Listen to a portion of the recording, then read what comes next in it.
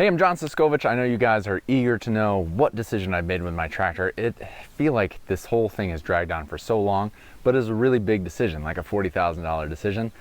Here's what I landed on. The tractor specs are gonna come in a future video. This wasn't a talkie about my decision, but the tractor is currently en route to my house. Before it gets here, I wanted to discuss the decision I made, why I made it, and what my expectations are once this machine shows up on my farm.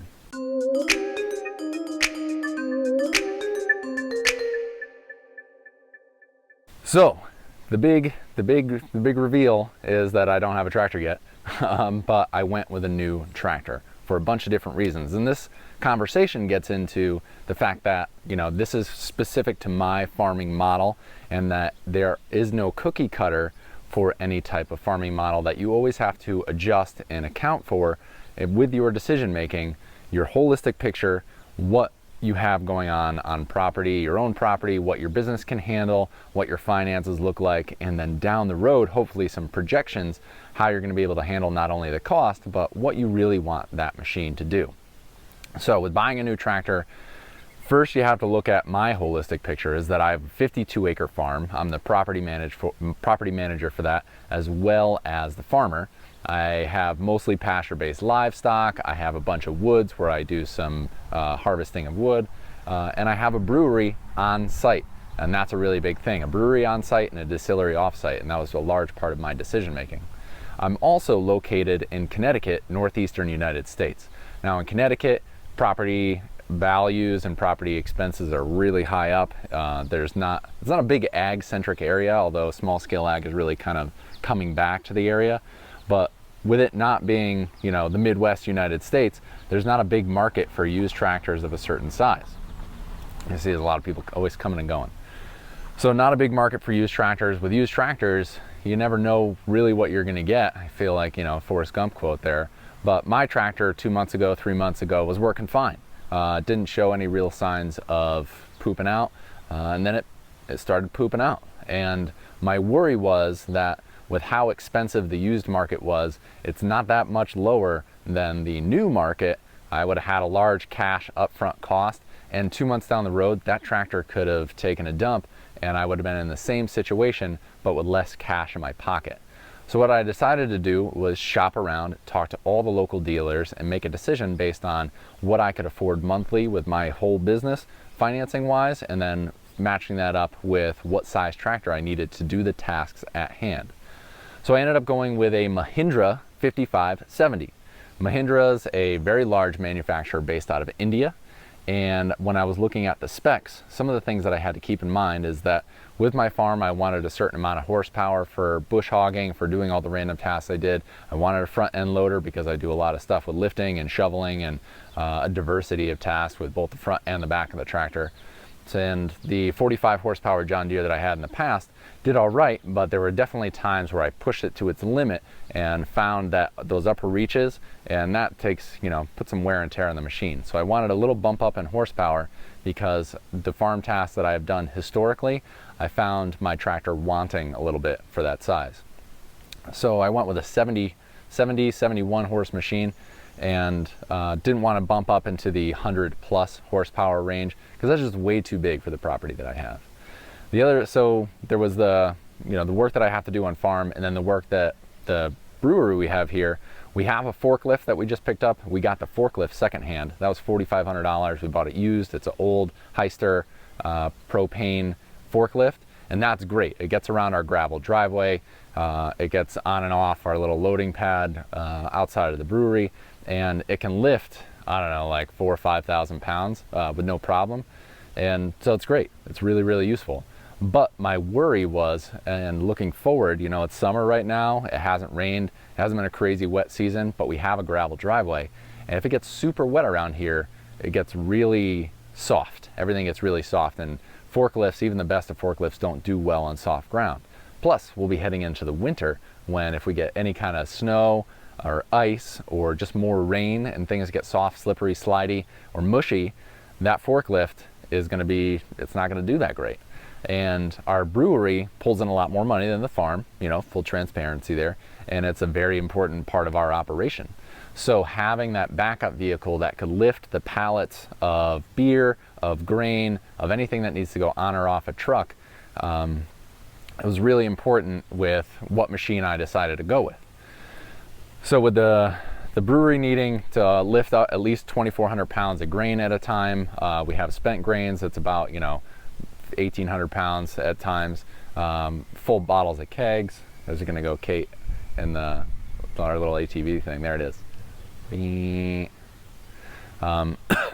So with what the brewery had to lift, I wanted a machine that was going to be able to handle that. So the other big part of my decision making was parts and service. Now I talked to Kubota dealers, I talked to John Deere dealers, I talked to Massey Ferguson and Mahindra dealers. There isn't a New Holland dealer in my area, not a Coyote dealer, and pretty much everybody else isn't represented in my area. I went with Goff's Equipment in Torrington, Connecticut. They're on Route 202. And Goff's, the reason why I went with them, they're a Massey Ferguson Mahindra dealer. I went with Goff's because their parts and service, they're on point. Their sales staff is really, really great. They make trips to the farm to come talk to me about what I need and what we should do. Their showroom is great. Their garage is great. They have a great reputation in the area, both from my own personal experience using them in the past, and then their local local reputation is the word I was looking for, were really good. So I went with a place that, even if it wasn't 100% the tractor that I might have gone with, the parts and service was a huge, huge thing for me, because when that breaks, I want to know that I'm going to be supportive, because things break, even the best of things. And I went with the Mahindra because if you go by model of what my horsepower range tractor could lift up with the front end loader, Mahindra was above and beyond, or just like way over everybody else. The new tractor and loader that I'm getting should lift about 3,100 pounds, where a similar size John Deere or Kubota was lower than that by like between 600 and 800 pounds. I was looking at about 2,400 pounds of lift power on the Kubota, and I got 3,100 pounds of lift power at the points on the Mahindra. So I'm a little nervous about the Mahindra. They haven't been tested out as much in this area, though they're starting to sell. I've heard mixed reviews online, about 50-50. Some people say that you get the machine, it runs great and it runs forever. It's got a 5-year warranty, perfect. And other people say they got it and within the first week, things broke on it. I actually read one review where the guy said, if you get the machine, break the whole thing down, blow out the dust from the castings from the original factory, and if you clean the motor out and rebuild it right away, which is just a terrible thought, then it'll run forever and it's good. So I don't know. I will do a video when the tractor comes. I will do a video on all the tractor specs and features and things, because that's great and I want to share that with you guys.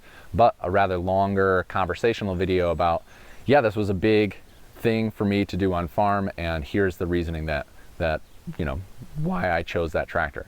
So it boiled down to parts and service, which was Goff's Equipment. I'm going to plug the ever living daylights out of them because they're so good. I'll have links for their website down below in this video if you're local to this area.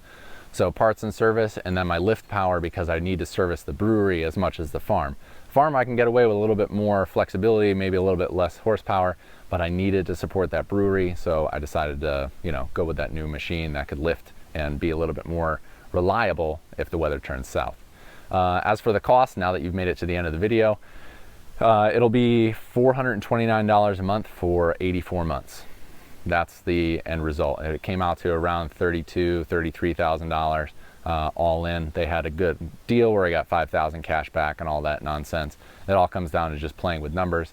But instead of taking the large cash hit, which I really couldn't afford right now, we decided to go with a monthly payment, and we're gonna, it's kind of figured out, it'll be paid for, but it's one of those things that now I have to keep in the back of my mind that every month we have a new monthly payment that I might have to adjust how we manage things to accommodate for that. So after this lengthy video, I hope I kept it rolling and I hope it kept you engaged. If you have to buy anything for your farm, always look at the holistic picture, not just the sticker shock of like, oh, I have to pay that much for that, that machine or whatever the case may be. Say, all right, what do I need to do? What can I really afford? And then how am I going to slot in what's available on the market right now as I'm shopping against, what I need to accomplish with that machine. So that's it. Keep the conversation going in the comment section below. I'll be on top of the comments this week as I release this piece of information. The tractor, as the making of this video, is on a truck on its way from Pennsylvania to Goff's. Goff's is going to look it over and then bring it over to my farm.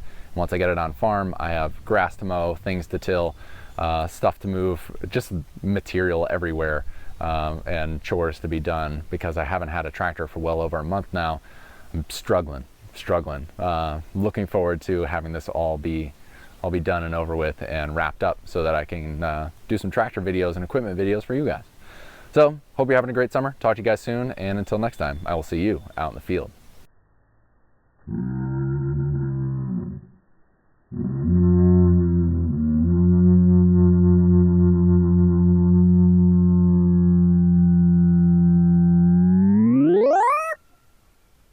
Oh, one thing I wanted to mention. Check out this t-shirt, What's Good, sourcewhatsgood.com. It's a fun website. It's kind of the match.com for farmers and chefs. They're just getting started. They're doing some really cool things. They're managing food distribution in a way that hasn't been done yet, and I'm really excited to watch this platform grow. They're giving me nothing for this plug. I have no affiliation with them other than I've been starting up my account and getting things going. Kate's going to be in charge of it. I'm really excited for what this potentially could bring. Check them out. Again, no affiliation. Just wanted to give them a shout out on this video. Talk to you guys soon.